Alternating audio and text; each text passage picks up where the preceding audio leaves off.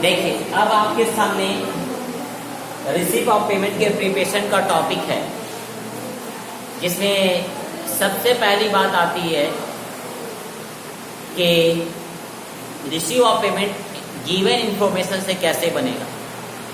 ये आपका simple question है, जिसपे एक इंफॉर्मेशन दी गई है जिससे आपको रिसीप्ट एंड पेमेंट अकाउंट बनाना है। ट्रायल बैलेंस नहीं दिया हुआ है, इनकम एक्सपेंडिचर नहीं दिया हुआ है। हम जानते हैं कि कैश बुक, ट्रायल बैलेंस या इनकम एक्सपेंडिचर से भी receipt and payment account preparation का क्वेश्चन आता है। ये बीकॉम पार्ट 1 और 11-12 दोनों के लिए ज़रूरी है, और Patna university PU Magadh university के लिए भी इम्पोर्टेंट है। और इसमें SKC के सॉल्यूशन बुक 12 से बनाया जा रहा है। तो जो भी बच्चे देख रहे हैं वो चैनल को जरूर सब्सक्राइब कर लें और लाइक करना नहीं भूलें, ताकि आगे जो भी वीडियो हो वो आपको आसानी से सॉल्यूशन के रूप में मिल सके। अगर कोई प्रॉब्लम हो तो कमेंट बॉक्स में जाकर कमेंट भी कर दें। आइए हम लोग स्टार्ट करते हैं। सबसे पहले जो प्रॉब्लम्स होती है वो क्वेश्चन गेटिंग की होती है। अगर हम क्वेश्चन को ही नहीं समझें तो सॉल्यूशन नहीं बन सकता। समझ रही कि बात?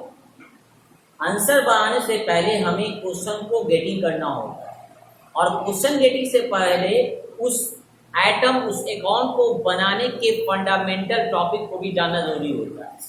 जैसा कि प्रीवियस वीडियो में हमने रिसीव ऑफ पेमेंट के बारे में कुछ बेसिक फंडामेंटल टॉपिक को डिस्कस किया था। आज उसका थोड़ा सा रिवीजन करके इस क्वेश्चन को हम लोग प्रिपेयर करेंगे।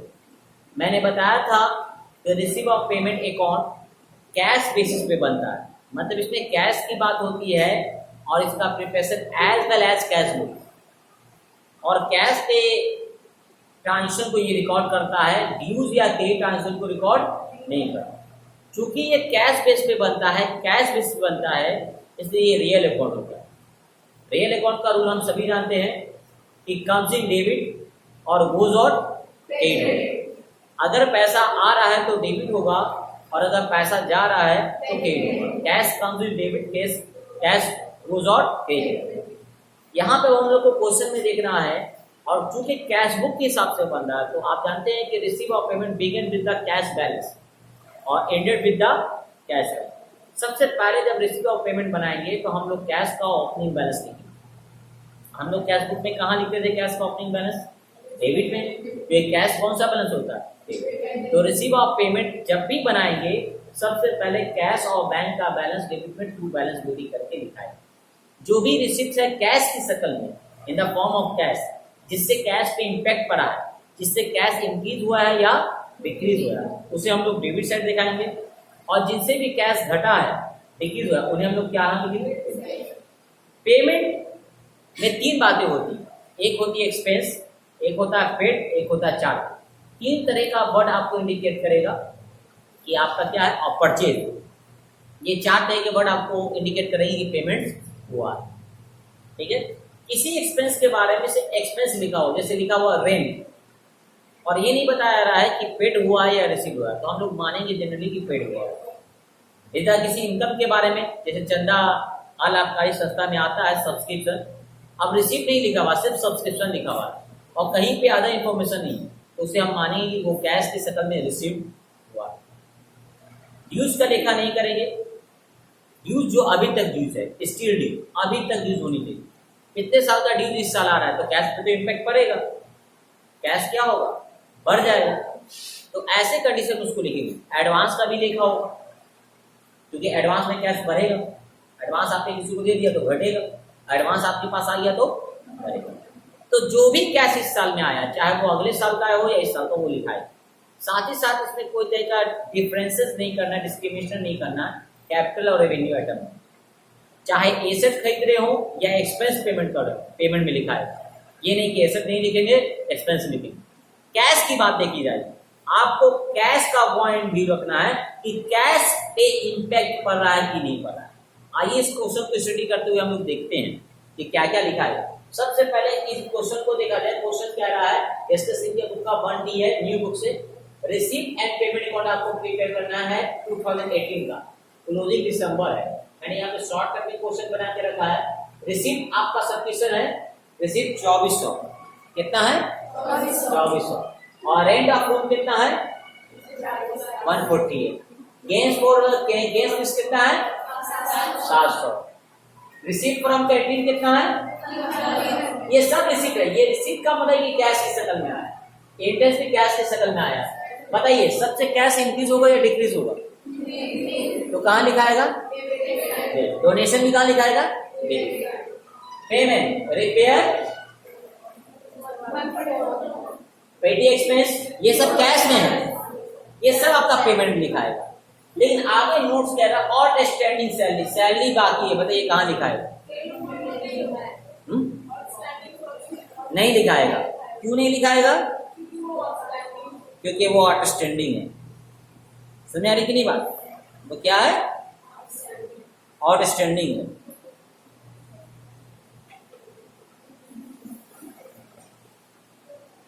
उसके बाद क्या लिखा हुआ, एक्यूरेट सब्सक्रिप्शन। एक्यूरेट मतलब होता है क्या, बाकी इनकम बाकी हो, चंदे का टाइम हो गया लेकिन चंदा नहीं आया, मेंबर लोग देते हैं ना रेगुलर बेस पे देते हैं, तो ये भी नहीं लिखाएगा। फर्नीचर का डिप्रेसिएशन है, बताइए डिप्रेसिएशन कैसे आइटम होता है, नन कैश।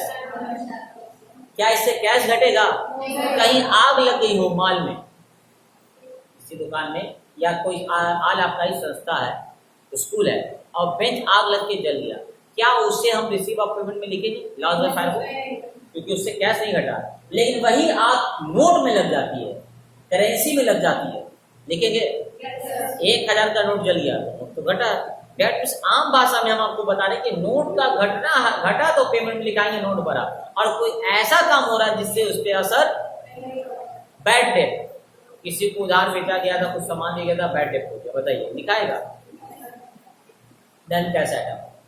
नहीं किसी को पेड किया गया, हम देखेंगे नोट आ रहा है या जा रहा है, कैश करेंसी आ रही है, जा मनी आ रहा है या जा रहा है, जिसपे मनी का इम्पैक्ट नहीं पड़ रहा है, मनी का इनडायरेक्टली डायरेक्ट इम्पैक्ट नहीं पड़ रहा, मतलब एकदम कैश जो ऑफिस में रखा उसको नहीं घटा रहा है या नहीं बढ़ा रहा है, या बैंक में जो रखा हुआ तो उसे हम लोग यहाँ पे रिकॉर्ड नहीं कर, ठीक है। तो यहाँ पे बात पता चली कि हम लोग जब रिसीव एंड पेमेंट अकाउंट बनाएंगे तो पहले कैश का ओपनिंग बैलेंस लिखेंगे डेबिट साइड में, फिर हम लोग रिसीप्ट लिखेंगे, फिर पेमेंट लिखेंगे, और यहाँ क्लोजिंग बैलेंस भी है। कभी कभी क्लोजिंग बैलेंस नहीं दिया रहता है, तो बैलेंस करके हम लोग क्या करते हैं, जैसे कैश बुक पे कैसे क्लोजिंग बैलेंस निकालते थे, बैलेंस शीट करके वैसे ही निकलेगा, और दिया हुआ है तो दोनों तरफ का आपका इक्वल आना चाहिए। अगर ओपनिंग और क्लोजिंग बैलेंस दोनों दिया हुआ क्वेश्चन में, तो दोनों साइड का क्या होना चाहिए, टोटली। अगर टोटल इक्वल नहीं आ रहा तो आप क्या कर रहे हैं, एरर बना रहे हैं, आपके अंदर कोई मिस्टेक है प्रिपरेशन में, ठीक है। तो अब हम लोग इस क्वेश्चन को समझ में आ गया, गेटिंग हो गई ना, इरेज करते हैं और प्रिपरेशन में हाथ लगाते हैं, ठीक है, कोई प्रॉब्लम। चलिए हम लोग रिसीव और पेमेंट अकाउंट बनाते हैं। सबसे पहले मिड में रिसीव एंड पेमेंट अकाउंट लिखेंगे, नोटिस करते जाए आप लोग के साथ साथ। फिर फॉर द ईयर एंडिंग लिखेंगे, जो डेट दिया हुआ है 31 दिसंबर 2018 क्लोजिंग डेट।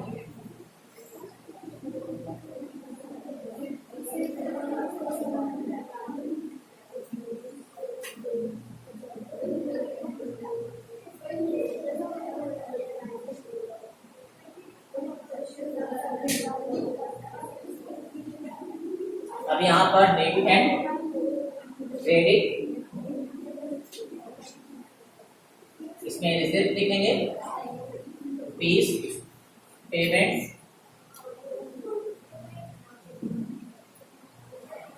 सबसे पहले क्या लिखेंगे, कैश का ओपनिंग बैलेंस, क्वेश्चन में दिया हुआ था, मैं दिखाया था, नोट करके दिया हुआ था। सबसे पहले ओपनिंग बैलेंस कैश का लिखेंगे, हाउ मच द अमाउंट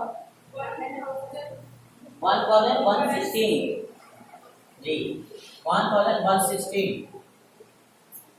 अब हम लोग किसी को जाकर देखेंगे, रिसिप्ट। रिसिप्ट में क्या क्या आइटम्स है, तो रिसिप्ट में सबसे पहले हम लोग का जो है वो सब्सक्रिप्शन है ना, सब्सक्रिप्शन है 2400। उसके बाद क्या है, सब्सक्रिप्शन के बाद है हम लोग का रेंट ऑफ रूम्स, ये आ रहा है, देखिए कैश जो भी आ रहा है वो हम लोग यहाँ पर लिख रहे हैं हाउ मच 140। नेक्स्ट क्या है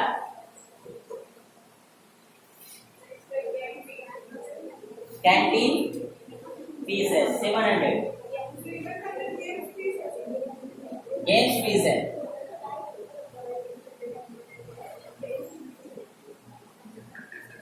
उसके बाद क्या है सबसे की रिसिप्ट है रिसिप्ट फ्रॉम कैंटीन है 1500 रिसिप्ट फ्रॉम कैंटीन।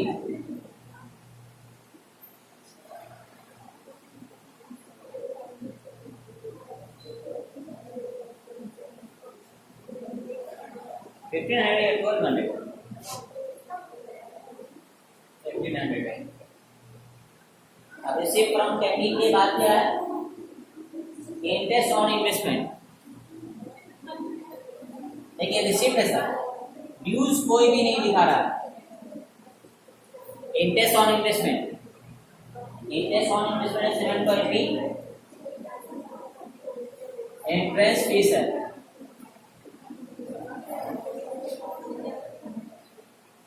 ये कितना इंटरेस्ट फीस 600। और फिर डोनेशन क्या आया डोनेशन कितना ये देख लेते हैं डोनेशन है 1200। आप पेमेंट साइड जाएंगे पेमेंट में क्या क्या ये देखेंगे पेमेंट में सबसे पहले रिपेयर 144 रिपेयर में 144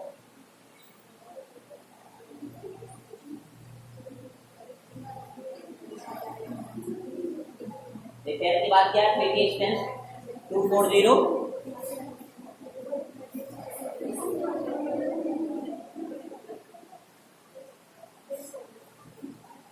पेटी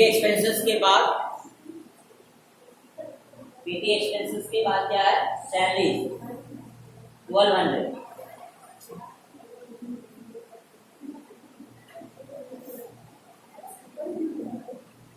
और क्या पेमेंट में सैलरी के बाद है प्रिंटिंग एंड स्टेशनरी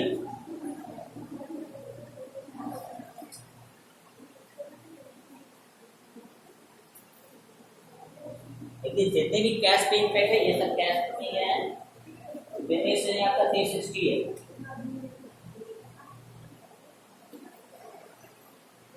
फिर नेक्स्ट आपका जो है वो कैंटीन स्टोर्स है नेक्स्ट 1020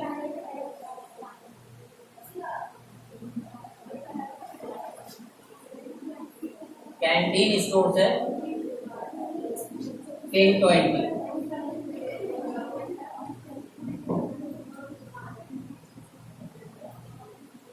नेक्स्ट है आपका basis of guard 816।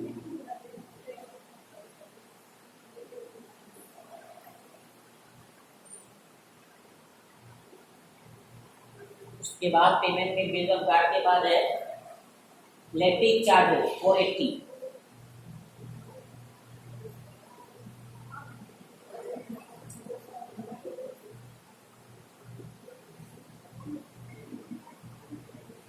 Electric charges के बाद है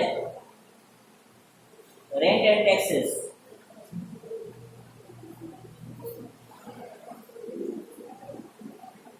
600।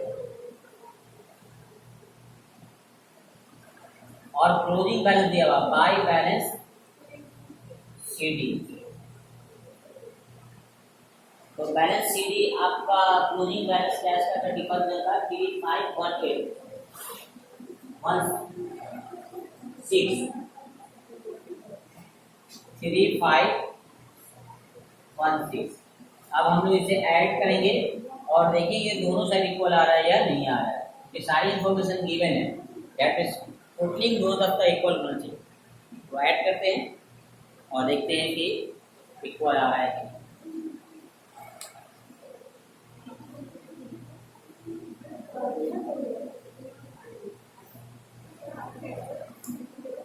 1 स्टूडेंट ऐड इन कर लें और देख लें ये इक्वल हो रहा है कि नहीं, नोटिस बाद में करेंगे।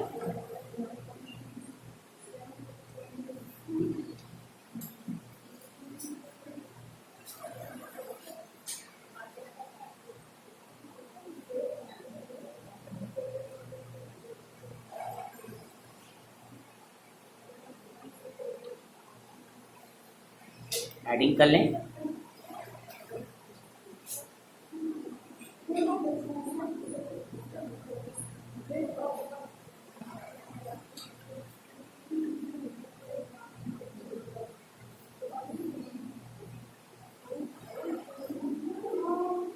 इक्वल आ जाएगा, ऐड कर लीजिए। इसका टोटलिंग आ जाएगा आपको 8376